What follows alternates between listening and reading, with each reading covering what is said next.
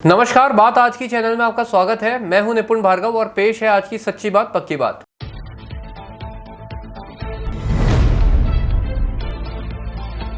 गहलोत सरकार की आर्थिक नीतियों पर जमकर बरसे राजेंद्र राठौड़, अजमेर के मीडिया कर्मियों से हुए मुखातिब।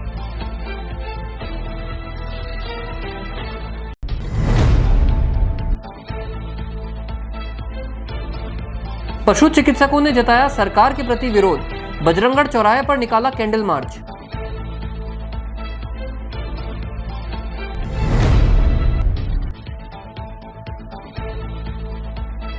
अजमेर की हाई सिक्योरिटी जेल में बंदियों तक पार्सल पहुंचाने की कोशिश नाकाम, सिविल लाइन थाने में दर्ज कराया गया मुकदमा।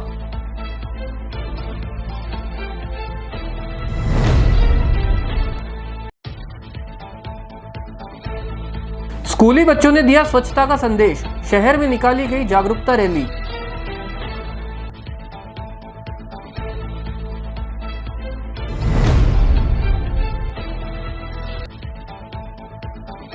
चोरों के हाथ भरे हुए पुलिस वालों के खाली, अजमेर के 3 थाना क्षेत्र में हुई चोरियां।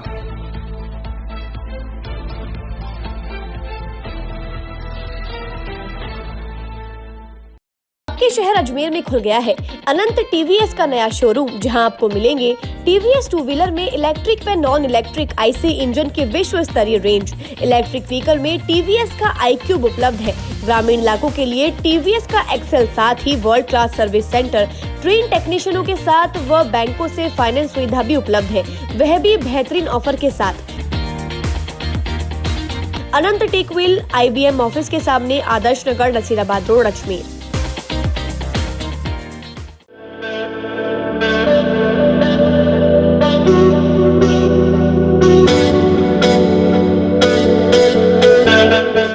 अजमेर शहर में प्लॉट, मकान, फ्लैट, दुकान आदि खरीदने, बेचने व किराए हेतु आज ही प्ले स्टोर से डाउनलोड करें Varsha real estate app. Varsha real estate, a unit of Varsha group, let's you live better.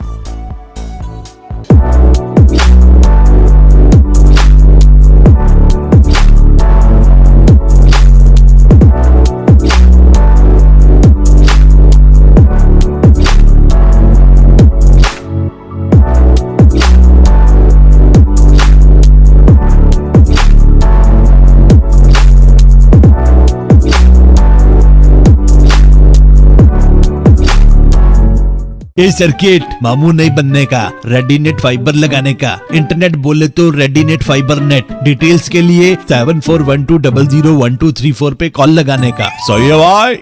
Internet बोले तो रेडीनेट फाइबर। और अब शुरू करते हैं बातों का बेहतरीन सफर। नेता प्रतिपक्ष राजेंद्र राठौड़ ने राहुल गांधी के राजस्थान चुनावों में भाजपा कांग्रेस के बीच कड़ी टक्कर के बयान पर कहा कि कांग्रेस की टक्कर बीजेपी से नहीं बल्कि खुद से है। कांग्रेस में 2 खेमे हैं, एक गहलोत और एक पायलट। इनमें टिकटों को लेकर टकराव है। दोनों खेमे चाहते हैं कि हमारे लोगों को ज्यादा से ज्यादा टिकट मिले। भाजपा नेता राजेंद्र राठौड़ ने कहा कि पायलट की चुप्पी तूफान के आने से पहले की शांति है। पायलट ने जितना अपमान सहा है उसे कोई नहीं भुला सकता। नेता प्रतिपक्ष ने पूर्व मुख्यमंत्री वसुंधरा राजे की सक्रियता को लेकर भी बयान दिया। आज नेता प्रतिपक्ष राजेंद्र राठौड़ अजमेर पहुंचे और भाजपा कार्यकर्ताओं की मीटिंग ली। इस दौरान प्रेस वार्ता में उन्होंने कहा कि कांग्रेस की टक्कर कांग्रेस से है। एक खेमे का नेतृत्व पायलट कर रहे हैं तो एक खेमे का नेतृत्व मुख्यमंत्री अशोक गहलोत। टक्कर इस बात की है कि सीटों की बंदरबाट में कौन सा खेमा बाजी मारेगा। इसका उदाहरण अजमेर में भी देखने को मिला, जहां कांग्रेसी कार्यकर्ताओं में आपस में लात घूंसे चले। नेता प्रतिपक्ष राठौड़ ने कहा कि जब किसी को भ्रष्ट, नालायक और निकम्मा कहा जाए, ऐसा अपमान कोई सहन नहीं कर सकता। यह टकराव और खेमा इस सरकार की समाप्ति के साथ ही खत्म होगा। और उसके बाद में कल परसों दुनिया के सबसे लोकप्रिय नेता नरेंद्र मोदी जी की जयपुर की महासभा।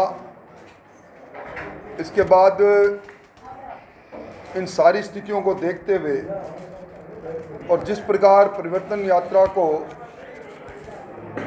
जनता का सहयोग मिला है, इस सरकार की विदाई तय है। इस सरकार के चलते आज राजस्थान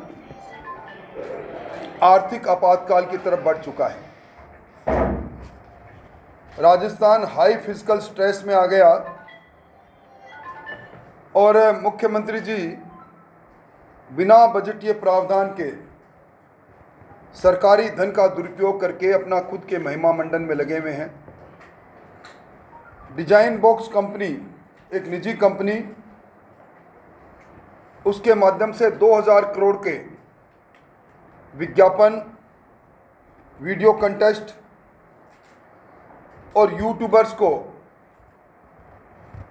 एंगेज करके सरकार अपने खोए हुए जन आधार को ढूंढना चाहती है।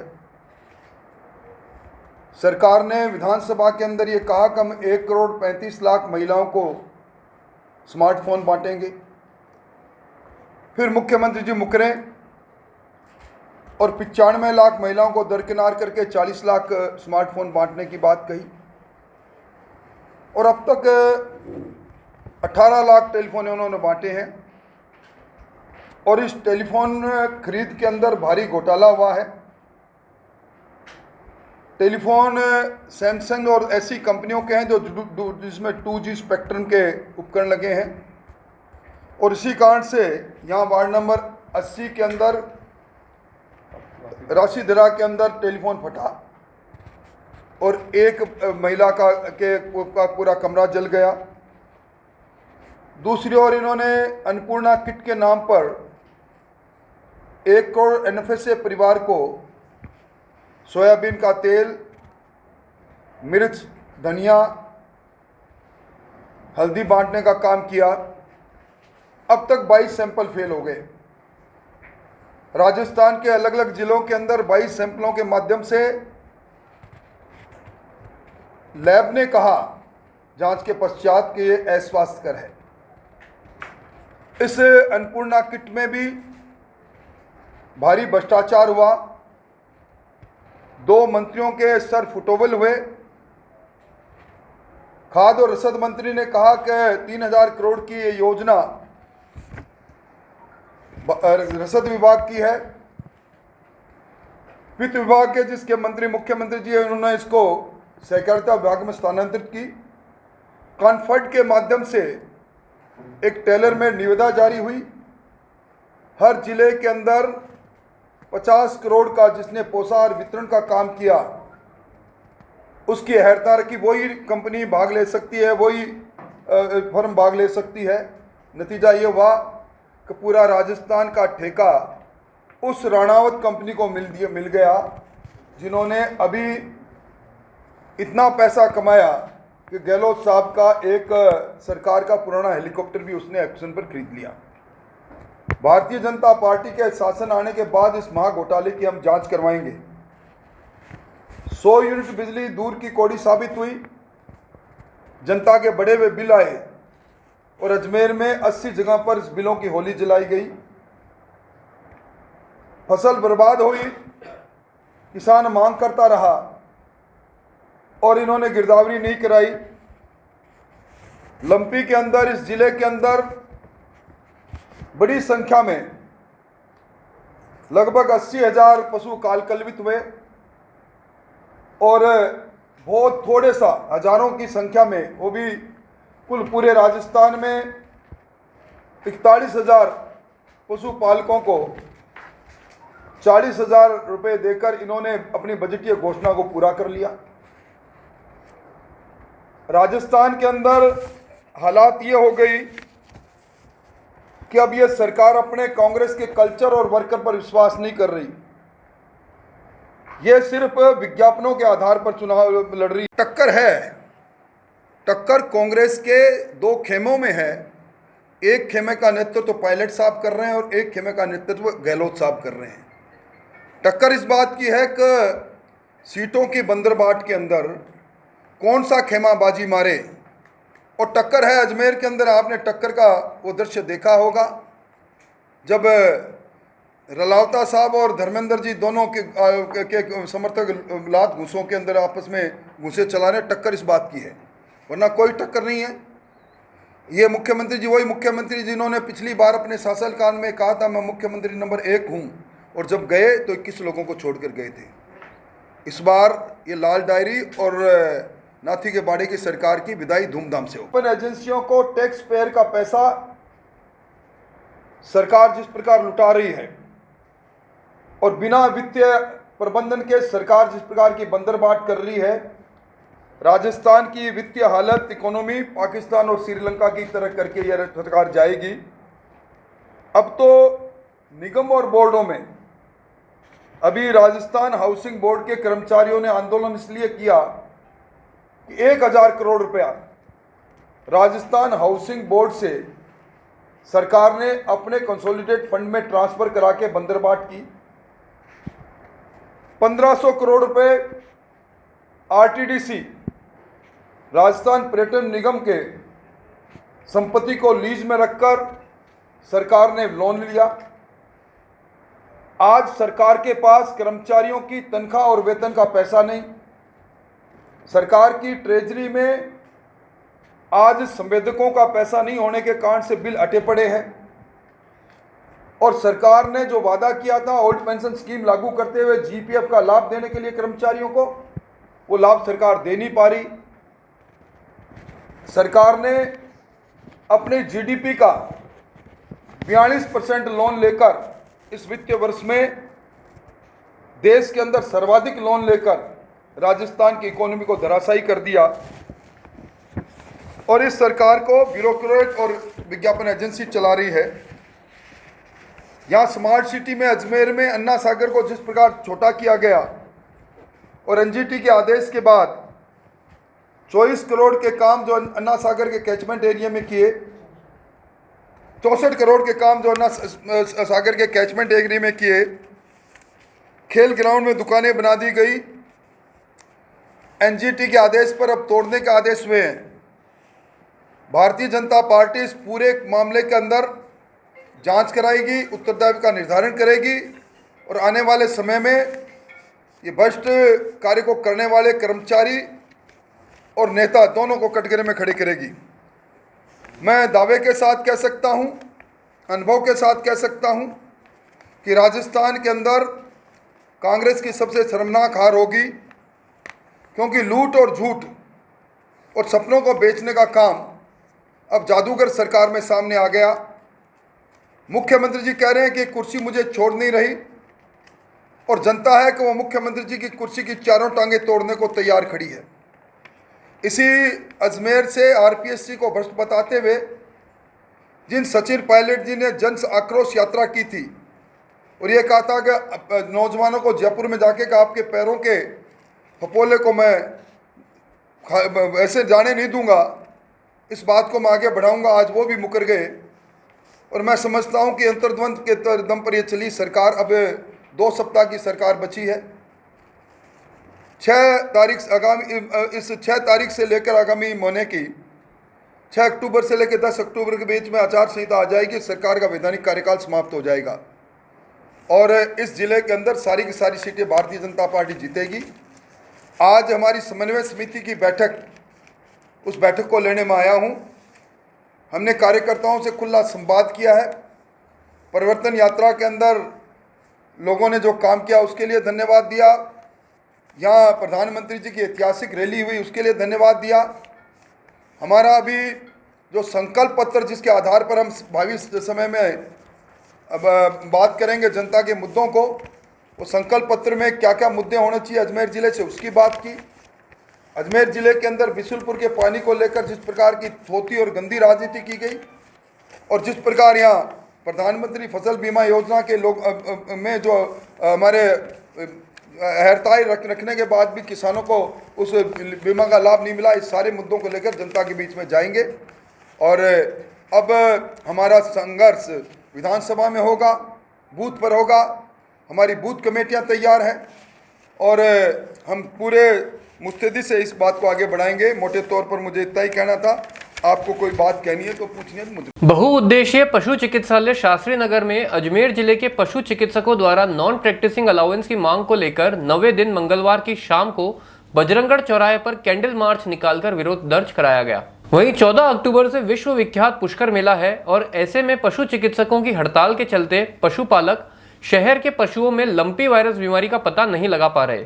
ऐसे में अगर सरकार ने पशु चिकित्सकों की मांग नहीं मानी और धरना प्रदर्शन और अनिश्चितकालीन हड़ताल जारी रही तो निश्चित तौर पर सरकार को परेशानी का सामना उठाना पड़ सकता है। मैं जिला मोबाइल यूनिट में एज अ सर्जन लगी हुई हूँ। सर मेरा हर हफ्ते एक या 5-6 कैंप होते हैं पूरे ज़िले में, और मैं पशुपालकों के द्वार जाकर उनको वहाँ पर रोग का निदान करके देती हूँ, उनकी सर्जरी करती हूँ। आज मैं समझ सकती हूँ कि कितने पशुपालक परेशान हो रहे हैं, लेकिन क्या सरकार ये समझ सकती है हमारी पीड़ा कि हम कैसे गाड़ियों में बैठकर धूप में, बारिश में, हर मौसम में, और बिना हमारे को जो ओटी मिलता है, हम खुले आसमान के नीचे गौशालाओं में जाके एनिमल्स का ट्रीटमेंट करते हैं, लाते खाते हैं। उनकी मतलब कई सारी परेशानियां होती है, हमारे पास कई बार कई साधन अवेलेबल नहीं होते हैं, फिर भी हम इतनी विषम परिस्थिति जो होती है उस पर भी हम कार्य कर रहे हैं, और हम तन मन धन से कार्य कर रहे हैं। ऐसा नहीं कि हम मना कर रहे हैं, लेकिन हमारी सिर्फ इतनी सी मांग है, सरकार हमें NPA दे, क्योंकि हम लोगों को हमारी सुरक्षा भी चाहिए। तो सरकार से हमारी गुजारिश है कि वह हमारी NPA की मांग को शीघ्र पूरी करें। प्रदेश की सबसे सुरक्षित हाई सिक्योरिटी जेल कैंपस से मोबाइल मिलने का मामला सामने आया है। अज्ञात व्यक्ति ने CCTV कैमरों से बचकर 10 फीट की दीवार से अंदर एक पार्सल फेंकने की कोशिश की, लेकिन पार्सल दीवार और इलेक्ट्रिक तारों से टकराकर नीचे गिर गया। मोबाइल मिलने के बाद से जेल में तैनात जेल प्रहरियों की भूमिका संदिग्ध घेरे में है। जेल प्रशासन ने सिविल लाइन थाने में इसकी शिकायत दर्ज करवाई है।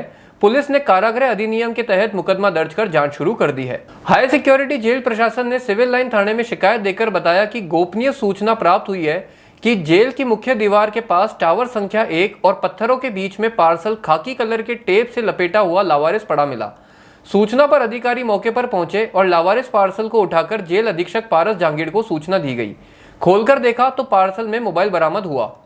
जेल प्रशासन ने थाने में दी शिकायत में बताया कि बंदियों तक मोबाइल पहुंचने के लिए बाहरी व्यक्ति ने यह पार्सल फेंकने का प्रयास किया था, लेकिन दीवार और इलेक्ट्रिक तारों से टकराकर पार्सल नीचे गिर गया। जेल प्रशासन की शिकायत पर सिविल लाइन थाना पुलिस ने कारागृह अधिनियम के तहत मुकदमा दर्ज कर जांच शुरू कर दी है। जेल अधीक्षक पारस जहांगीर ने मामले में कहा कि अगर किसी भी जेल प्रहरी की भूमिका सामने आएगी तो उसके खिलाफ कार्रवाई की जाएगी। देखिए, कल एक मोबाइल है जो हमारी मैनवॉल के पास संदिग्ध अवस्था में लावारिस पड़ा हुआ मिला है। मुझे सूचना मिली थी कि एक कोई संदिग्ध आइटम पड़ा है, तो मैंने हमारे जेलर साहब हेमराज वैष्णव जी को भेजा था और वो लेके आए। तो फिर हमने खोल के देखा तो उसमें एक मोबाइल था, कुछ नशीला पदार्थ था, और जब हमने तहकीकात की, पड़ताल की, तो ये समझ में आया कि जो एक आम रास्ता जा रहा है ना, इस जेल के बाहर से एक आम रास्ता जा रहा है पीछे की तरफ, तो वहाँ से किसी ने एक कारस्तानी करी है। हालांकि वहाँ से इतना मोमेंटम बनता नहीं है कि जेल के अंदर फेंक सके, तो एक असफल प्रयास किया उसने, और वो है जो जेल की दीवार से या इन तारों से टकरा के जो नीचे गिर गया है। और हमने फिर है जो सिविल लाइन थाने में अज्ञात के खिलाफ मुकदमा दर्ज कराया है और जांच पड़ताल जारी है। अब चूँकि पास में RSC का टावर है, तो उनसे भी पूछताछ की जा रही है कि भाई उन्होंने देखा था या, क्योंकि ये सेकंडों का काम हुआ है, व्यक्ति आया है, फेंका और भाग गया। तो जांच होने के बाद ही चीज़ें क्लियर हो पाएगी कि वास्तव में किसकी कारस्तानी है, क्या उद्देश्य है, किस लेवल की मिलीभगत है। उसके बाद हम आगे की कार्रवाई करेंगे। हम सिम नहीं थी उसके अंदर, सिर्फ मोबाइल था, न्यू ब्रांड मोबाइल था, एक चार्जर था, जो चार्जर का ऊपर का खोल हटा दिया है ना। सर किसी बॉक्स में लपेटते फिर? हाँ, ये बॉक्स में नहीं होता है एक्चुअल में, चारों तरफ उसमें रुई लगा देते हैं और फिर है जो लाल टेप आती है ना आदेशी, उससे उसको लपेट रहे हैं, रैप कर लेते हैं, ठीक है। फिर वो गिरता भी है तो खराब नहीं होता, टूटता भी नहीं है ऐसे। भारत सरकार के स्वच्छता ही सेवा अभियान के तहत आज ख्वाजा मॉडल स्कूल के बच्चों ने स्कूल परिसर से पुलिस लाइन चौराहे तक रैली निकाली, जिसमें स्काउट और गाइड की टीमों ने भी भाग लिया। स्वच्छता न सिर्फ हर सरकारी योजना का बल्कि नागरिकों की जीवन शैली का मूलभूत सिद्धांत बन गया है। आवास और शहरी कार्य मंत्रालय भारत सरकार के निर्देशानुसार 15 सितंबर से 2 अक्टूबर तक स्वच्छता ही सेवा अभियान पखवाड़ा चलाया जा रहा है। इसी अभियान के तहत आज ख्वाजा मॉडल स्कूल के बच्चों ने लोगों को सफाई के प्रति जागरूक करने एवं सफाई की महत्ता को बताने के लिए एक जागरूकता रैली का आयोजन किया। स्कूल के अध्यापक एतजाद अहमद खान ने जानकारी देते हुए बताया कि दरगाह नाजिम के निर्देशानुसार रैली के बाद सभी बच्चे दरगाह परिसर पहुंचकर वहां सफाई करेंगे। पूरा कार्यक्रम स्कूल के प्रिंसिपल राजीव अरोड़ा के नेतृत्व में किया गया है। भारत सरकार के स्वच्छता ही सेवा अभियान जो कि 15 सितंबर से 2 अक्टूबर तक चलेगा, इस अभियान के तहत माननीय नाजिम साहब के निर्देशानुसार दरगाह कमेटी और ख्वाजा मॉडल स्कूल ने आज स्वच्छता ही सेवा अभियान 3.0 के तहत ये रैली निकाली है। इसमें लोगों को सबसे हमारा प्रयास रहेगा कि उनको हम जागरूक करें कि गंदगी ना फैलाएं, ना गंदगी करें। इसी अभियान के तहत सबसे पहले बच्चों ने जागरूकता रैली निकाली। इसके बाद जो स्कूल के बच्चे हैं वो दरगाह परिसर में जाएंगे और वहाँ साफ सफाई करेंगे। पूरे कार्यक्रम का नेतृत्व हमारे स्कूल के प्रिंसिपल राजीव कुमार जी अरोड़ा के नेतृत्व में यह कार्यक्रम हो रहा है, जिसमें हमारे स्काउट और गाइड की टीम भी भाग ले रही है। ये रैली हमने स्कूल से शुरू करके पुलिस लाइन चौराहे से लेके यहाँ पुलिस लाइन के दूसरे चौराहे पर ख़त्म करी है। अजमेर शहर में चोरों ने पुलिस की रात्रि गश्त को चैलेंज देते हुए अलग अलग थाना क्षेत्रों में 3 चोरी की वारदातों को अंजाम दिया। शातिर चोरों ने निर्माणाधीन मकान सहित सूने मकान से लाखों रुपए के सोने चांदी के आभूषण और नकदी के साथ साथ महंगे फोन चुरा लिए और फरार हो गए। पहली वारदात घूघरा नाचन बावड़ी स्थित एक मजदूर के घर में हुई, जहां से शातिर चोरों ने 7,500 रुपए और 2 महंगे फोन चुराए और फरार हो गए।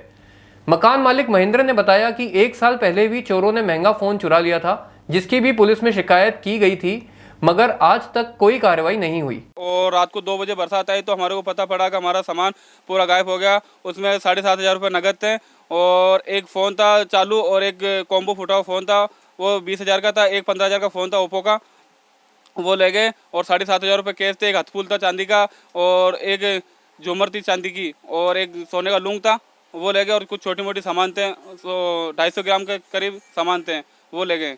और उधर से आए हैं और उस साइड से वापस चले गए। बरसात आने के बाद हमारे को पता पड़ा, 2 बजे के समथिंग बरसात आई, उस टाइम में पता पड़ा कि हमारा सामान गायब हो चुका। ये घूघरा नाचन बावड़ी कहते हैं। ये करीब करीब 80,000 से 90,000 के समथिंग सामान चोरी हुआ हमारे का। करिए शिकायत करिए, तो हम कंप्लेंट भी दिए थाने के अंदर, सिविल लाइन थाने में दी। फिर अंदर झाड़ी के अंदर मिला है सामान हमारा, बक्से उधर मिले। फिर रात के समय हमारे कुछ दस्तावेज तो खराब हो गए और कुछ हमारे सही थे जो उठा के लेके आ गए, क्योंकि वो ज़्यादा खराब हो जाएंगे। तो हमने रात को भी फ़ोन करा था, साहब ने कहा कि आप सुबह आके रिपोर्ट करना आगे। सर मेरे पहले 1 साल पहले एक फ़ोन चोरी हुआ, लेके आया, उसके 3 दिन बाद ही फ़ोन चोरी हो गया था। इसी तरह दूसरी चोरी प्रगति नगर कोटड़ा कृष्णगंज थाना क्षेत्र में वासुदेव त्रिपाठी के निर्माणाधीन मकान में हुई, जहां से चोरों ने एसी के पाइप, पानी के पाइप और महंगे सामान जिसकी कीमत करीब 1.5 लाख रुपए है चुराए और फरार हो गए। पीड़ित मकान मालिक वासुदेव त्रिपाठी की शिकायत पर कृष्णगंज थाना पुलिस मामले की जाँच कर रही है। दिनांक 26/9/2023 को परिवादी वासुदेव त्रिपाठी जी ने थाने पर उपस्थित होकर रिपोर्ट दी कि मेरे निर्माणाधीन मकान जो प्रगति नगर कोटड़ा में बन रहा है, जिसमें दिनांक 25/9/2023 को रात्रि के समय एसी की फिटिंग के पाइप और नल डाइवेटर और नल का अन्य सामान चोरी करके अज्ञात चोर चुरा कर ले गया, जिस पर प्रकरण दर्ज हुआ और मार मुलजिम की तलाश जारी है। इसकी करीबन परिवादी ने 1,50,000 रुपये कीमत बताई है। ये आगे जांच पर मालूम चलेगा। ये प्रगति नगर कोटड़ा में निर्माणाधीन मकान है। इसी तरह तीसरी चोरी आदर्श नगर थाना क्षेत्र के अशोक नगर निवासी जुगल किशोर के घर हुई, जहां से शातिर चोर सोने चांदी के आभूषण और 30,000 रुपये नकद चुराकर फरार हो गए। पीड़ित परिवार मंगलवार रात को नगरा स्थित गणेश महोत्सव में शामिल होने गए थे। आदर्श नगर थाना पुलिस मामले की जाँच कर रही है। परसों अपने घर गए थे नगरे में, वहाँ पर गणेश जी का पूजन वगैरह हो रहा था, तो रात को 1 बज गया तो हम अपने घर पे ही रह गए। सवेरे यहाँ आके देखा तो ये सारे ताले वाले सब और पूरा सामान बखरा हुआ था यहाँ पर, पूरा का पूरा। दोनों अलमारियाँ, 3 अलमारियाँ, पूरे बेडरूम के सारे ये पूरे को पूरे यहाँ बखरे हुए थे, जिसके अंदर से मंगलसूत्र, 2 चूड़ी, 2 पायजेब, कान के कुंडल, गले की चेन सोने की, ये सारा सामान सोने का था और 30,000 रुपया नकद, लगभग 3.5-4 लाख का हो गया। ये अशोक नगर गली नंबर 13। मेरा नाम जुगल किशोर। अब लेते हैं एक छोटा सा विराम, जल्दी मिलते हैं एक नए सफर पर। के शहर अजमेर में खुल गया है अनंत टीवीएस का नया शोरूम, जहां आपको मिलेंगे टीवीएस 2 व्हीलर में इलेक्ट्रिक व नॉन इलेक्ट्रिक आईसी इंजन की विश्व स्तरीय रेंज। इलेक्ट्रिक व्हीकल में टीवीएस का iQube उपलब्ध है। ग्रामीण इलाकों के लिए टीवीएस का एक्सेल, साथ ही world class service centre, train टेक्नीशियनों के साथ व बैंकों से फाइनेंस सुविधा भी उपलब्ध है, वह भी बेहतरीन ऑफर के साथ। अनंत टेक व्हील IBM ऑफिस के सामने, आदर्श नगर, नसीराबाद रोड, अजमेर।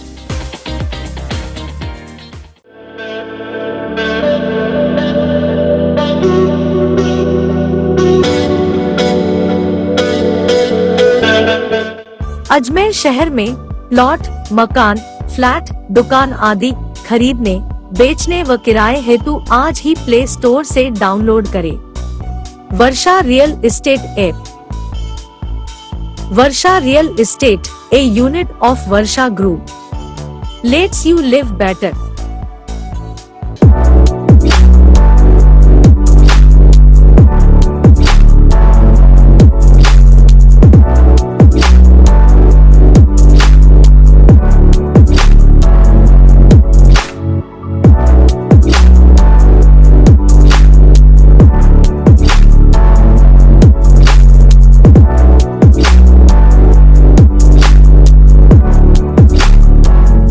ये सर्किट मामू नहीं बनने का, रेडीनेट फाइबर लगाने का, इंटरनेट बोले तो रेडीनेट फाइबर नेट। डिटेल्स के लिए 7412001234 पे कॉल लगाने का। सही है भाई। इंटरनेट बोले तो रेडीनेट फाइबर। एक बार फिर आपका स्वागत है। आइए चलते हैं एक नए सफर पर। मुख्यमंत्री कालीबाई स्कूटी योजना और देवनारायण योजना के अंतर्गत अलग अलग स्कूलों की मेरिट में आने वाले 12 छात्राओं को स्कूटी वितरित की गई। स्कूटी वितरण कार्यक्रम में मसूदा विधायक राकेश पारीक, अजमेर उत्तर विधानसभा के प्रत्याशी महेंद्र सिंह रलावता सहित बड़ी संख्या में कांग्रेसी कार्यकर्ता, स्कूल प्रशासन और आम लोग मौजूद रहे।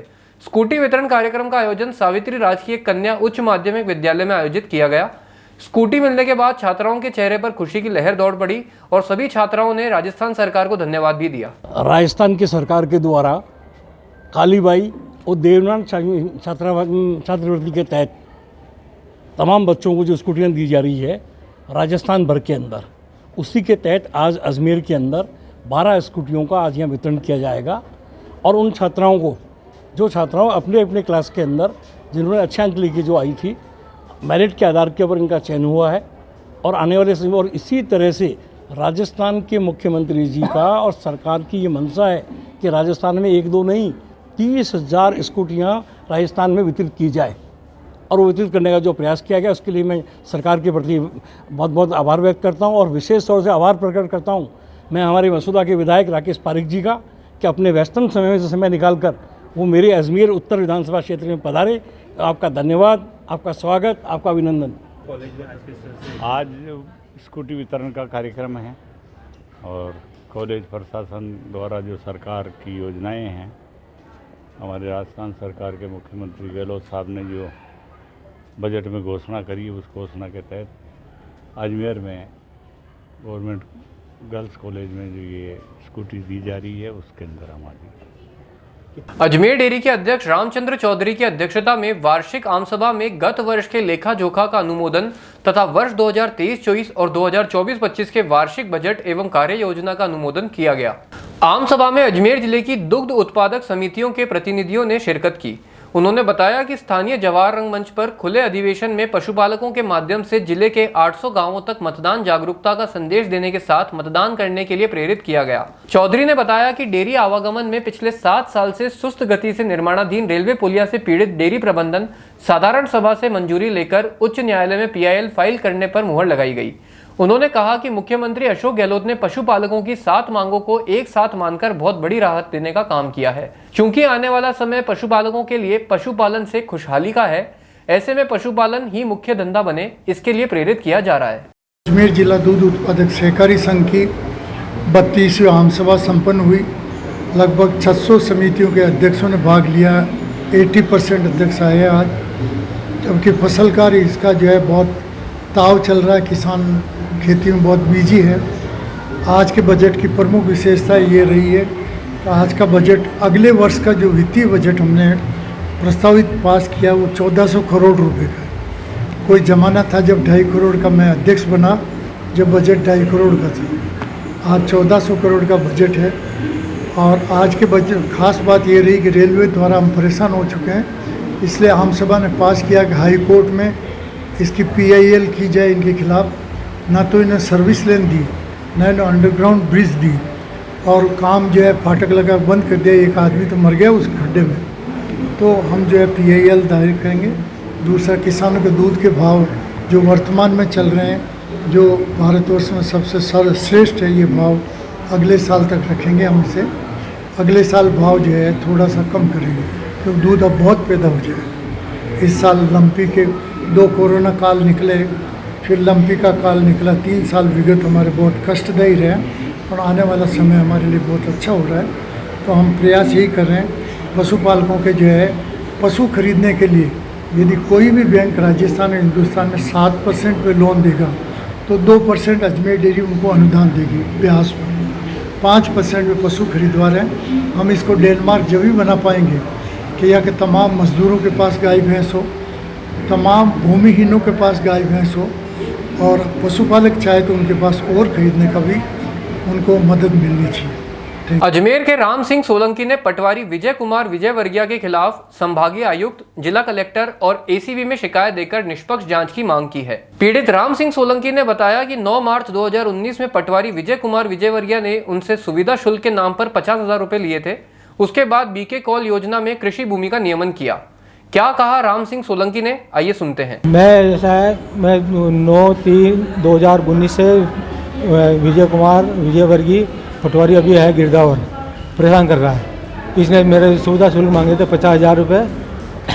मेरा भूखंड है नियमन के लिए 237.22 वर्ग गज का भूखंड है। 1986 में लिया करा किया और 1990 से मकान बना के रह रहा हूँ मैं वहीं, ठीक है। और जब से ही मेरे को परेशान कर रहा है कि आप अगर कृषि भूमि में नियमन कराना है तो 50,000 रुपये दीजिए, नहीं तो आपके फिर मैं उसी हिसाब से कर दूँगा। तो इसने मेरा भूखंड प्रसार नंबर 1086 है, उसमें से इसने बाल कृष्ण योजना अपने बीके कॉल योजना में आवारशुदा बता करके इसने मेरा नियमन कराया। तो मैंने को इसने आर्थिक हानि पहुँचाई और मेरे उसी कचरे में मेरे दीवार के पास भूखंड है, उसका इसने 100 वर्ग गज कृषि नियमन करवाया है। यह अभी संभावित के पास जाके आया हूँ, आगे देखे आया हूँ, कलेक्टर महोदय को देखे आया हूँ, एडीए को आयुक्त महोदय को देखा हूँ, एसीडीएम दिए मेरे को न्याय चाहिए। मैंने मेरे जो अधिक पैसा लिया है उसकी जांच करके पत्रावली मंगा के आप देखिए अच्छी तरह, उसमें क्या इसने पूरी नोट शीट मंगा दे दी, पूरी नोट शीट को पूरी फाइल को बिगाड़ दी इसने। कृषि भूमि की जगह और शुद्ध भूखंड बता करके इसने हाँ कार्रवाई चाहता हूँ मैं, इसके खिलाफ भी कार्रवाई हो। और मेरे को आर्थिक हानि और पूरा शारीरिक वो नुकसान पहुँचाया। मैं चल फिर नहीं सकता हूँ, 2 पैर जगह मेरे पैर में ऑपरेशन हो गया, मैं बाईपास करा रखा, अस्थमा की शिकायत हुई, कोरोना भी मेरा हो गया था, उसकी वजह से मेरे अस्थमा की परेशानी होगी। मैं चल नहीं सकता हूँ, ज़्यादा थोड़ा चलाऊँगा तो सांस की फुलाव हो जाती है। तो फ्रॉड करा ये विजयवर्गीय है, ये पैसे में सुविधा शुल्क दिया नहीं, 50,000 रुपये मांगे इसने, मैंने दिया, मना कर दिया मैंने, मैं नहीं दूंगा। तो आप एसीबी में भी शिकायत लेके आए हैं? हाँ, एसीडी में शिकायत दी है, संभावित आयुक्त को दी है। एसीडी वाले क्या कह रहे हैं? एसीडी वाला ये क्या कि आप जांच करा लेंगे मुख्यालय को भेज कर, ये कहा था मेरे को। और संभावित आते हैं हम जांच करा लेंगे। कलेक्टर मैडम को देख के आया हूँ और आयुक्त को देख के आया हूँ। बीके कॉलोनी कृष्ण विहार कॉलोनी में मेरा मकान है और दयानंद कॉलोनी, दोनों तरफ है मेरा। और अच्छा, भू पट्टी के लिए मैंने आवेदन करा हुआ है, 12 फीट की है मेरे मकान के पीछे। मेरे दरवाजे भी है बरसों से, 1990 से दरवाज़ा वहीं से आ जा रहा था। और जब से जिन्होंने मतलब क्लोज करा मेरा उसको, ये विजय की अनऑथराइज पैसे लेकर के अनऑथराइज इसने वो तारबंदी कराई। मैंने इससे RTI लगाई, RTI जवाब देता नहीं है। फिर मैंने CM हेल्प डेस्क में डाली थी शिकायत, जी हाँ। तो उसका 30/9 को जो आपने भी वो करी, तो उसके 30/9 को इन्होंने जवाब दिया कलेक्टर को। ये आवारशुदा बीके कॉल योजना क्षेत्र में आवारशुदा है मकान या भूखंड, मकान नहीं भूखंड आवारशुदा है, इसका हम नियमन कार्रवाई कर रहे हैं। इतना लिख कर दिया था। फिर कलेक्टर महोदय ने संयुक्त सचिव को जो वहाँ से लेटर आया था उसके एवज में उन्होंने जवाब दिया। बड़लिया इंजीनियरिंग कॉलेज के नॉन टीचिंग स्टाफ ने डीपीसी की मांग को लेकर कार्यवाहक प्राचार्य का पुतला फूंककर विरोध दर्ज कराया। नॉन टीचिंग स्टाफ ने कॉलेज का गेट बंद कर कॉलेज के बाहर प्रदर्शन किया। डीपीसी की मांग कर इन कर्मचारियों ने कोई वाहन अंदर नहीं जाने दिया। छोटे दरवाजे से सभी शिक्षक और प्रिंसिपल अंदर गए। बाद में प्राचार्य ने रजिस्ट्रार के नाम डीपीसी की अनुशंसा का पत्र भेजा है। कर्मचारी नेता प्रहलाद शर्मा ने बताया कि कॉलेज के नॉन टीचिंग स्टाफ की आज तक डीपीसी नहीं हुई है। इसको लेकर पिछले कई दिनों से अलग अलग तरीकों से धरना प्रदर्शन और हड़ताल किए जा रहे हैं, लेकिन कहीं से कोई सकारात्मक जवाब नहीं मिल रहा। कर्मचारियों ने मंगलवार को भी सुबह से ही कॉलेज का गेट बंद कर दिया था। इसके बाद कॉलेज में आने वाले विद्यार्थियों, शिक्षकों और अन्य स्टाफ को वाहन बाहर ही छोड़कर छोटे गेट से ही पैदल अंदर जाने दिया गया। हमारे इंजीनियरिंग कॉलेज अजमेर में 25 ईयर्स हम लोगों को हो गए। यहाँ पे जितने भी नॉन टीचिंग स्टाफ है, किसी की भी डीपीसी नहीं हुई है। हम लोगों को बार बार सिर्फ आश्वासन दिया जाता है। हम लोगों ने कई बार कॉलेज प्रशासन से, ऊपर भी प्रशासन से अपनी गुहार की है कि साहब हमें हमारी डीपीसी लगाई जाए। अभी माननीय मुख्यमंत्री अशोक गहलोत जी का था कि भाई सभी डिपार्टमेंट में जहाँ कई सालों से डीपीसी नहीं लगी है वहाँ डीपीसी लगा दी जाए। लेकिन हमारी प्राचार्य महोदय से हम लोग बार बार रिक्वेस्ट कर रहे हैं, लेकिन प्राचार्य महोदय हमारी बातों पे ध्यान नहीं दे रही हैं। आज भी हम लोग उनकी खुद की जो प्रोफेसर्स वगैरह जिनको, अच्छा फैकल्टी का हमारे यहाँ काम होता है, हमारे फैकल्टी को बराबर कैश मिलता है। असिस्टेंट प्रोफेसर से वो एसोसिएट्स हुए, एसोसिएट से वो प्रोफेसर बनने जा रहे हैं। लेकिन नॉन टीचिंग के लिए हमेशा हमें ये कहा दिया जाता है कि हाँ कमेटी काम कर रही है। आज तक कम से कम 10 कमेटियाँ बन चुकी हैं। कल भी एक कमेटी बना दी गई है। और क्योंकि हम लोग आंदोलन में इतने सालों से हम लोगों ने इस चीज़ के लिए कभी सिर्फ हम रिक्वेस्ट करते आए। कल हम लोगों ने वापस, अब ये 5 दिन से जो हमारी स्ट्राइक चल रही है, कल फिर एक कमेटी बना के दे दी गई है। और आज तो प्राचार्य महोदय ने बहुत अच्छा कार्य किया है कि आप लोग नहीं उठे ना तो पुलिस से आपको लट पड़वा के उठवाया जाएगा।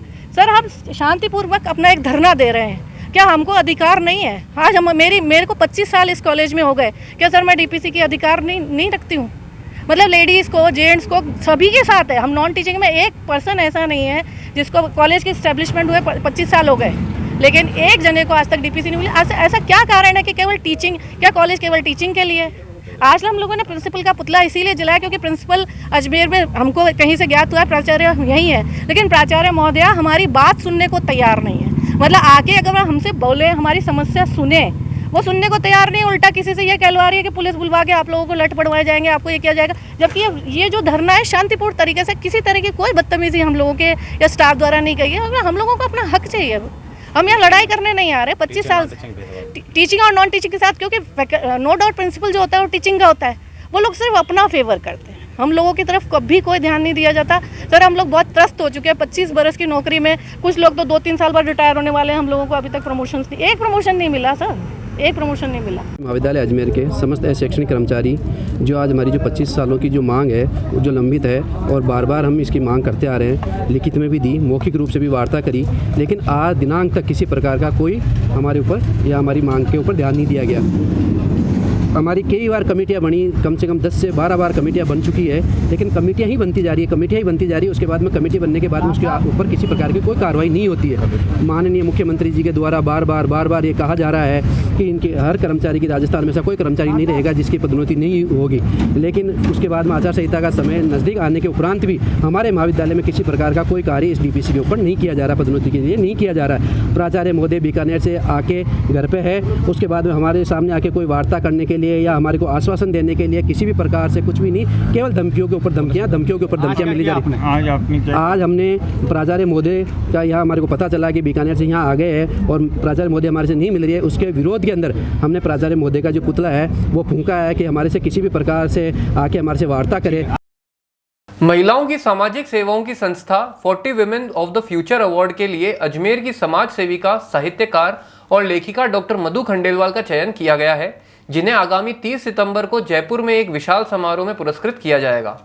महिला सशक्तिकरण और सामाजिक कल्याण के लिए कार्य करने वाली 51 महिलाओं को 30 सितंबर को जयपुर में पुरस्कृत किया जाएगा। यह संस्थान गत 7-8 वर्षों से कार्यक्रम आयोजित कर रही है, जिसका उद्देश्य नई दिशा में काम करने वाली महिलाओं को प्रोत्साहित करना है। 20 सितंबर को 8 महिलाओं की जूरी ने 51 फिल्टर्ड प्रोफाइल महिलाओं को चुना, जिसमें 3 विदेशी महिलाएं भी थी। अजमेर से एकमात्र डॉक्टर मधु खंडेलवाल को चुना गया। डॉक्टर मधु ने बताया कि इस पुरस्कार को देने के लिए मुख्य अतिथि के रूप में मशहूर अभिनेता ओम पुरी की बहू नंदिता पुरी को बुलाया गया है और उन्होंने बताया कि इससे पहले भी उन्हें कई राज्य स्तर और राष्ट्रीय स्तर के पुरस्कार मिल चुके हैं। इसी वर्ष 15 अगस्त को समाज सेवा के लिए जिला कलेक्टर द्वारा पुलिस लाइन में आयोजित सरकारी कार्यक्रम में उन्हें सम्मानित किया गया था। उनका कहना है कि जो भी काम करो ईमानदारी से करो। उन्होंने कहा कि वो कई सामाजिक संगठनों से जुड़कर अपनी सेवाएं देती रही हैं और आगे भी देती रहेंगी। मैं अजमेर शहर से डॉक्टर मधु खंडेलवाल, एक आदमी सी साहित्यकार और एक सोशल वर्कर तो क्या नहीं कहना चाहिए, बस ये मानिए कि अपने से जितना बन पड़ता है वो छोटा मोटा सा काम करती रहती हूँ।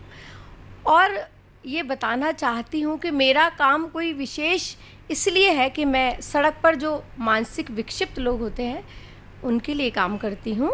मैं आईजी साहब का प्रोग्राम है एक, आप लोग जानते होंगे, बच्चियां ज़रूर जानती होंगी। उसका नाम है स्पीक अप, यानी आवाज़ दीजिए। उसकी कोऑर्डिनेटर हूँ। और अलवर गेट थाने पर जो केसेस आते हैं उनको कोऑर्डिनेशन के लिए उनको किसी न किसी कोऑर्डिनेटर की ज़रूरत होती है। तो वहाँ हम अलॉन्ग विद परिवादी और जो परिवाद करते हैं उन दोनों के बीच की कोऑर्डिनेशन कड़ी के रूप में हम काम करते हैं। जी मैडम, ये स्पीका के बारे में थोड़ा आप दर्शकों को विस्तारित रूप से बताएंगे? जी, आईजी साहब ने पिछले वर्ष एक नया प्रोग्राम, ये गवर्नमेंट ऑफ राजस्थान का कार्यक्रम है, जिसको उन्होंने नाम दिया था स्पीक अप, यानी आवाज़ दीजिए। और मुझे बहुत प्रसन्नता है आप सबके साथ ये साझा करने में कि उसका जो लोगो सेलेक्ट किया गया था वो उस लोगो को मैंने बनाया था। इसलिए मुझे बहुत खुशी है उस कार्यक्रम से जुड़ने में। अगर किसी भी महिला को किसी भी तरह का कोई याचना, कोई पीड़ा या कोई भी पुरुष या कोई अन्य महिला उसको परेशान करती है या किसी तरह का उस पर दबाव है या वो चूंकि बताना नहीं चाहती है समाज को, तो सभी कॉलेजेज में पट्टिकाएँ या पेटिकाएँ जिनको बोलते हैं वो लगाई हुई हैं। वो एक एप्लीकेशन लिखकर भी चुपचाप बिना नाम के दे सकती हैं। तो उनकी दी गई शिकायत पर बाकायदे सुनवाई होगी और निवारण होगा। इस तरह का ये प्रोग्राम आईजी साहब का चलाया हुआ है। मैडम, आप एक साहित्यकार भी रही हैं, तो साहित्यकार के रूप में आपने समाज की महिलाओं के लिए भी कुछ लाइनें लिखी होगी, उसके बारे में भी कुछ? साहित्य को मैं सामाजिक सरोकारों से जोड़ते हुए आगे बढ़ने का प्रयास कर रही हूँ। पुस्तकें लिखती हूँ, 6 पुस्तकें लिखी हैं, 3 पुस्तकें अकादमी से मेरी सेलेक्ट हुई हैं। लेकिन लिखना और अपनी संवेदनाओं को व्यक्त करना, ये दोनों जुड़े हुए चीज़ें हैं। जब हम समाज में दर्द देखते हैं, पीड़ा देखते हैं, गुनाह देखते हैं और हम देखते हैं कि हमारी कहीं कुछ अप्रोच जो है वो हमें चाहिए, तब हम उसे कागज़ और पेन का भी सहारा लेते हैं। तो यहाँ मैं ये ज़रूर बताना चाहूँगी कि जब हम कोई किसी महिला को, जो मैं जिस चीज़ से सबसे ज़्यादा पीड़ित होती हूँ कि एक महिला सड़क पर है, अपना मानसिक संतुलन खो गई है, यकीन मानिए कोई परिवार या घर का कोई भी बंदा कभी उसे याद भी नहीं करता, और याद भी करता होगा तो शायद वो उनकी अप्रोच से या उनकी पहुंच से इतनी दूर होती होगी। तो हम उन महिलाओं के लिए, ना केवल महिलाओं के लिए वरन उन पुरुषों के लिए भी ऐसा करते हैं कि हम उन्हें सड़क से उठाएं। आपको अगर मैं बताऊं कि उनकी ये पोजीशन होती है, जुएं होती है उनके बालों में, वो सालों से नहाए नहीं होते हैं, वो जानते नहीं है कि इंसानियत और इंसान क्या, उन्हें मालूम ही नहीं कि वो कहाँ है। हम उन्हें उठाते हैं, अपना घर ले जाते हैं, नहलाते हैं, उनका इलाज होता है बाकायदे। मेरे पास ऐसे 13-14 केसेस हैं जो हमने उनको वहाँ से रेस्क्यू किया और रिहैबिलिटेशन, पुनर्वास की भी उनकी हम कार्रवाई करें। पुरस्कार होते ही हमको मनोबल देते हैं, हमारा मनोबल बढ़ाते हैं। पूर्व में बहुत सारे पुरस्कार मिले हैं, सरकारी और गैर सरकारी दोनों। अभी गत माह भी मुझे 15 अगस्त को आदरणीय डॉक्टर दीक्षित मैम, जो हमारी कलेक्टर है जिला प्रशासन द्वारा, सम्मानित किया गया। और ये सम्मान मेरे पूरे अजमेर की महिलाओं का सम्मान था, हम सब जो इस काम को लेकर आगे बढ़े हैं। इसके अलावा महिला बाल विकास विभाग, सरकारी जो विभाग हमारा चलता है, उनके द्वारा भी 3 वर्ष पूर्व, और इसके साथ ही हमारा जो महिला कमीशन है, वुमेन कमीशन जयपुर में, उनके द्वारा भी मुझे अपने इस काम के लिए पुरस्कृत किया गया है। पुरस्कृत होना मुझे हमेशा ये लगता है कि मेरी जिम्मेदारियां बढ़ी है। और इसी क्रम में मैं बहुत खुश हूँ आप सबसे ये साझा करते हुए कि अगली 30 तारीख को, 30 सितंबर को मैं लेने जा रही हूँ women's of the future award. इसको वोटफा शॉर्ट में कहा जाता है। बहुत लंबी चौड़ी प्रक्रिया थी। 250 लोगों में से उन्होंने कुल 52 या 51 महिलाओं को सिलेक्ट किया, जिसमें इंडिया के बाहर से भी 2-3 महिलाएं हैं, यूके से और इंडोनेशिया से। तो 30 तारीख के लिए, और इसका पुरस्कार देने के लिए बड़ी चैनल ओमपुरी जो हैं हमारे, उनके परिवार से कुछ लोग आते हैं। तो कुल मिला के कि ये जिम्मेदारियां बढ़ने की बात है पुरस्कार को अगर हम जिम्मेदारी माने तो। जी, सबसे पहले तो बात आज की चैनल की तरफ से मैं आपको बधाई देता हूँ वोटफा के अवार्ड के लिए, जो एक इंटरनेशनल अवार्ड है। और मैडम, आप समाज को या समाज की महिलाओं को कुछ हाँ बिल्कुल देना चाहूँगी। आप सारी प्यारी बहनों और सभी लोग जो मुझे आज सुन रहे हैं और देख रहे हैं, मैं यही कहती हूँ सबसे पहली ज़रूरत है कि हम ईमानदार रहें। हम अंदर से, हमारे दिल से, हमारी भावनाओं से, हम अपने आप से और हमारे समाज से ईमानदार रहें। और जब भी, जहाँ भी आपको महसूस हो आपकी ज़रूरत है। कुछ ना कुछ ज़रूर दीजिए समाज को। ज़रूरी नहीं है कि हम बहुत बड़ा कुछ समाज के लिए करें, हाँ, लेकिन एक स्टेप दूर भी आप छोटा सा भी कुछ उन्हें करते हैं। मसलन आप गरीब बच्चों को पढ़ा सकते हैं, मसलन किसी एक परिवार की बेटी गोद ले सकते हैं। आप ये भी कर सकते हैं कि किसी को, अब ज़रूरी नहीं आप किसी को फाइनेंशियली सपोर्ट करें, आप उसे इमोशनल सपोर्ट, कोई हो सकता है बहुत परेशान है, आप उसे भी समझाइश कर सकते हैं। आपसे जितना भी हो आप ईमानदारी से पक्का समाज को देने की कोशिश ज़रूर कीजिए। और मैं आपको यकीन से कहती हूँ, कुछ मिले या नहीं मिले, आपको सुकून ज़रूर मिलेगा। अब लेते हैं एक छोटा सा विराम, जल्दी मिलते हैं एक नए सफर पर। के शहर अजमेर में खुल गया है अनंत टीवीएस का नया शोरूम, जहां आपको मिलेंगे टीवीएस टू व्हीलर में इलेक्ट्रिक व नॉन इलेक्ट्रिक आईसी इंजन की विश्व स्तरीय रेंज। इलेक्ट्रिक व्हीकल में टीवीएस का iQube उपलब्ध है। ग्रामीण इलाकों के लिए टीवीएस का एक्सेल, साथ ही world class service centre, train टेक्नीशियनों के साथ व बैंकों से फाइनेंस सुविधा भी उपलब्ध है, वह भी बेहतरीन ऑफर के साथ। अनंत टेक व्हील IBM ऑफिस के सामने, Adarsh Nagar, Nasirabad road, Ajmer.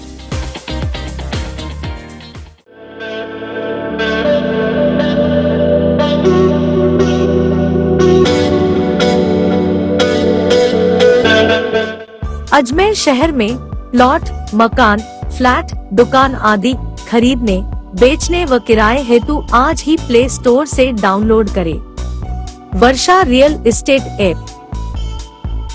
Varsha real estate, a unit of Varsha Group, lets you live better.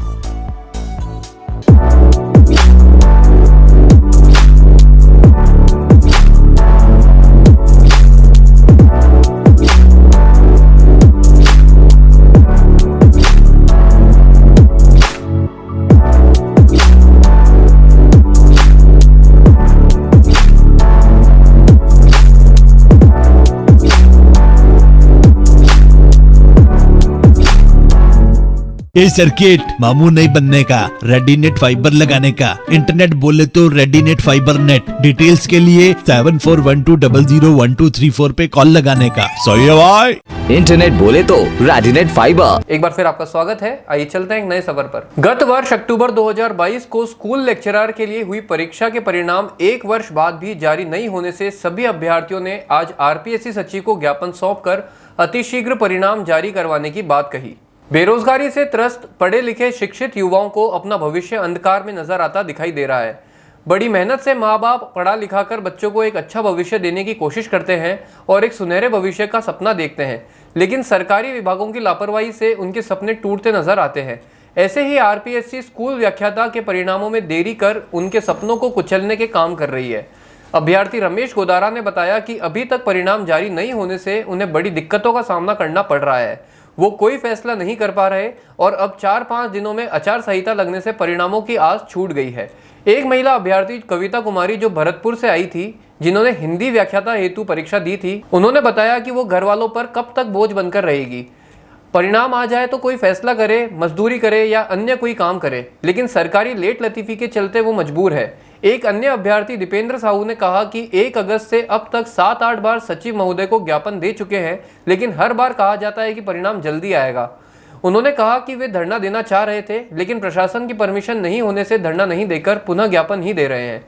उन्होंने कहा कि RPSC बेरोजगारों की परेशानियों व समस्याओं को देखते हुए जल्द परिणाम घोषित करे। हम RPSC ज्ञापन देने आज से लगभग 1 साल पहले अक्टूबर में RPSC ने स्कूल व्याख्याता भर्ती का एग्जाम करवाया था। इसको लगभग 1 साल बीतने को आ जाए। अब तक मुश्किल से 11-1200 विद्यार्थियों का रिजल्ट आया और 4800 का बाकी पड़ा है, जबकि आचार संहिता मुश्किल से 5 से 7 दिन 8 दिन बाद लग जाएगी और लग नहीं रहा। आचार संहिता में रिजल्ट आ जाए तो ही काफ़ी है, नियुक्ति मिलने की कोई संभावना ही नहीं दिख रही। इसी के साथ साथ अधीनस्थ बोर्ड वो भी एग्जाम करवाता है, उसने 4800 का एग्जाम 48,000 का एग्जाम फरवरी में करवाया था और उनका रिजल्ट निकल गया और अब 30 तारीख से पहले नियुक्ति मिलने वाली है। और ये RPSC है 11-12 महीने होने को आए, अब तो नियुक्ति तो दूर की बात है, 6,000 का रिजल्ट नहीं निकला इनसे। मानसिक रूप से परेशानी आप ही देख सकते हो, 1 साल होने को आया है और जब कोई रिजल्ट ना आए, नियुक्ति तो दूर की बात, रिजल्ट निकल जाए वही काफ़ी होता है।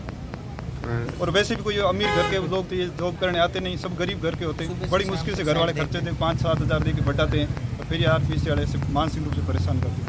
पेरेंट्स क्या आजकल तो आसपास वाले उम्मीद छोड़ दी, हर कोई यही पूछता है तेरे रिजल्ट का क्या हुआ भाई, उसका लग गया, उसका जब 3rd ग्रेड का था वो तो सारी फ्री हो गई।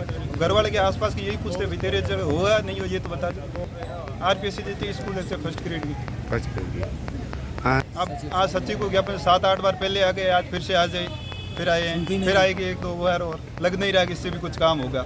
और 7-8 दिन बाद आचार संहिता, भविष्य तो खराब ही हो रहा 12 महीने से। जब कोई भी एक गरीब घर का विद्यार्थी आता है तैयारी करने, वो कम से कम एक भर्ती के लिए 4 से 5 साल लगाता है, और 4 से 5 साल लगा तब जाके एक भर्ती होती है। फिर उसकी कोई गारंटी नहीं कि वो फेयर तरीके से हुई नहीं हुई।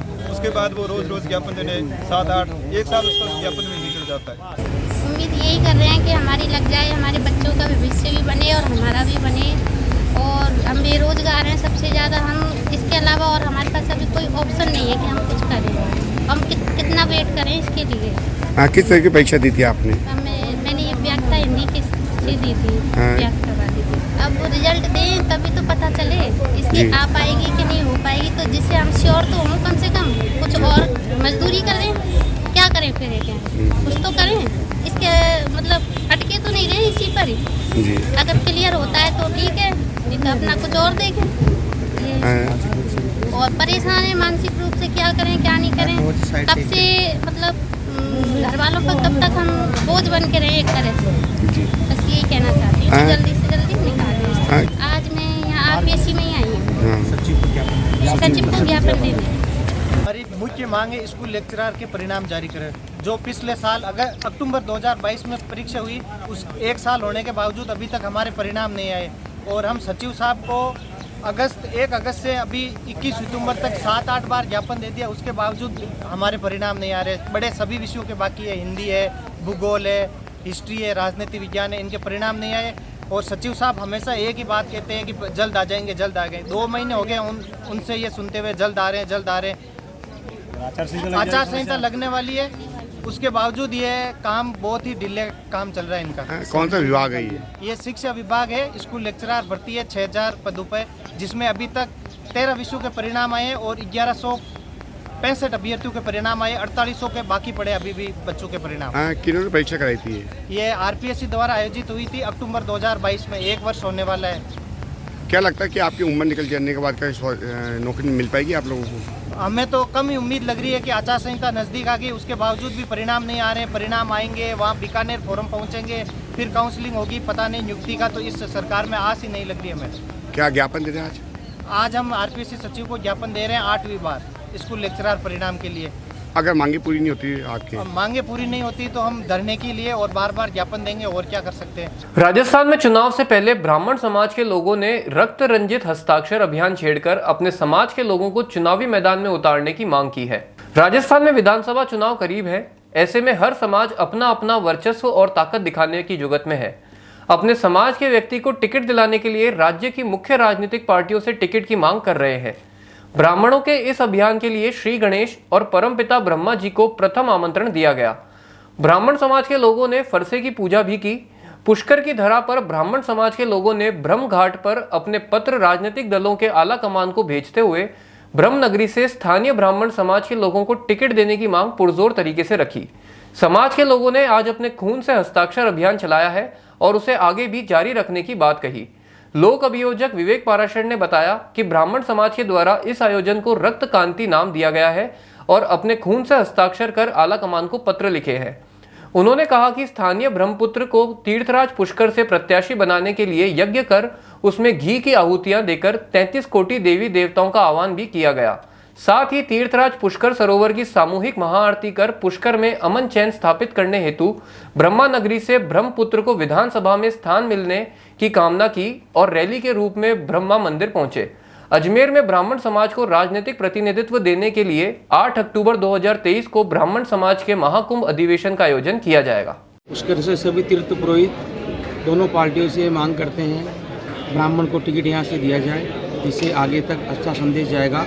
उसके पश्चात हमारे तीर्थ का जो विकास है, आज तक दोनों पार्टियों ने केवल डेयरी मिल्क दी है हमारे को, जो आज तक हमारे तीर्थ की जो पीड़ाएं हैं किसी ने नहीं सुनी है। चाहे कांग्रेस हो चाहे बीजेपी हो, स्थानीय उम्मीदवार ब्राह्मण होगा और वो जीतेगा, वह हम खुद ही अपने तीर्थ का विकास करा लेंगे।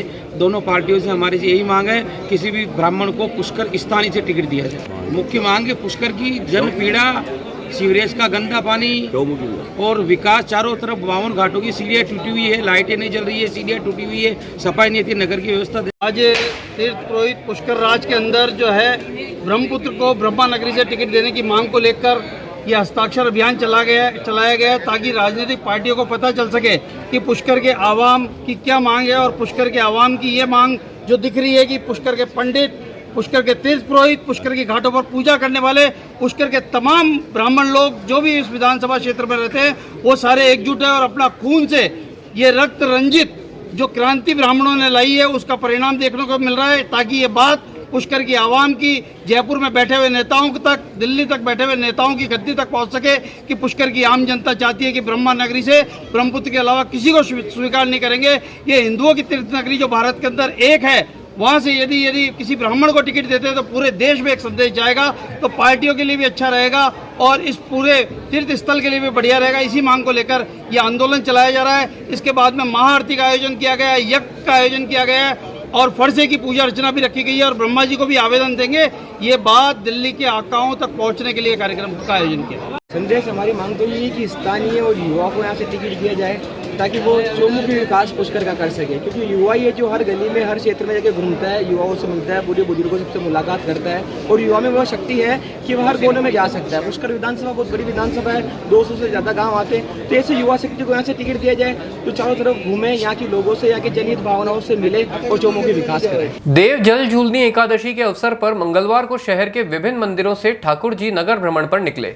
फूलों से सजी पालकी में ठाकुर जी को नई पोशाक पहनाकर विराजमान किया गया।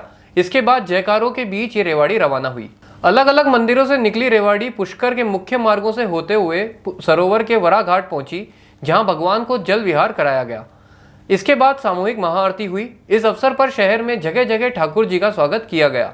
श्रद्धालु रेवाड़ी के नीचे से निकलते रहे और दर्शन कर सुख समृद्धि की कामना की। सवेरे से ही मंदिरों में इन रेवाड़ियों को आकर्षक ढंग से सजाया गया। श्रद्धालु इन्हें कंधों पर उठाए चल रहे थे। जगह जगह पुष्प वर्षा कर इनका स्वागत किया गया। विभिन्न समाजों के मंदिरों से समाज बंधुओं ने अपने अपने आराध्य देवों की रेवाड़ी निकाली। जय श्रीमन नारायण। इस बार जल झूलनी एकादशी का आनंद 2 दिनों उठाया गया। वैसे तो कल स्मार्त यानी कि जो संत परंपरा, साधु संन्यासी परंपरा को मानने वाले हैं, उन लोगों के द्वारा कल के दिन एकादशी मनाई जानी चाहिए थी और आज सभी श्री वैष्णव और निम्बार्क संप्रदाय को के अनुयायी जो संप्रदाय को मानते हैं उनके द्वारा आज के दिन एकादशी मनाई जाती है। परंतु कुछ लोग जो अब शीघ्र कुछ समय से शैव पंथ को मानने लगे हैं, वे अपने उन पूर्वजों द्वारा प्रदत्त जो परंपराएं हैं उनमें वो मिक्सअप करने लगे हैं, जो कि अनुचित है। हमें ये सोचना चाहिए जो परंपरा हमारे पूर्वजों द्वारा और जो हमारे बस्ती गुरु होते हैं, जो पुरोहित होते हैं, उन द्वारा जो प्रदत्त होती है उसी को फॉलो करना चाहिए, तो उसमें डबल आनंद होता है। परंतु फिर भी जैसे भी हो आनंद सभी लोगों ने 2 दिन उठाया।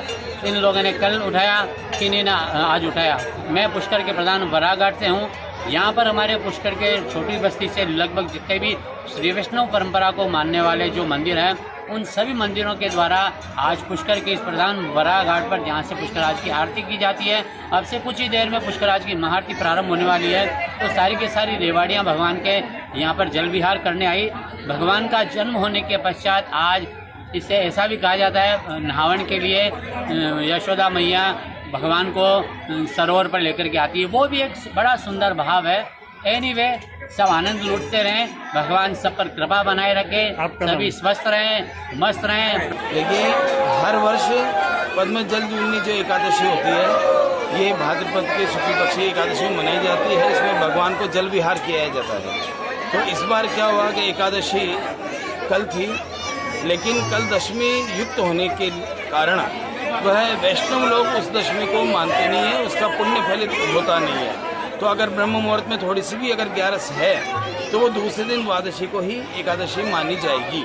यही वैष्णव धर्म का मत है। इसी मत से यहाँ में हमारे जितने भी मंदिर वाले यहाँ वरा घाट पे आते हैं, उन सभी विद्वानों ने निर्णय किया कि हमें ये आज की एकादशी ही माननी चाहिए। भगवान श्री कृष्ण कहते हैं, कहा जाता है भगवान श्री कृष्ण का जन्म हुआ तो आज के दिन जैसे जलवा पूजी जाती है, उस प्रकार का एक आयोजन भगवान का हुआ था। तो उसके उपलक्ष्य में आज सभी मंदिरों से सवारी आती है। आज बस इतना ही, कल फिर होगी आपसे मुलाकात। तब तक के लिए आज्ञा दीजिए, नमस्कार।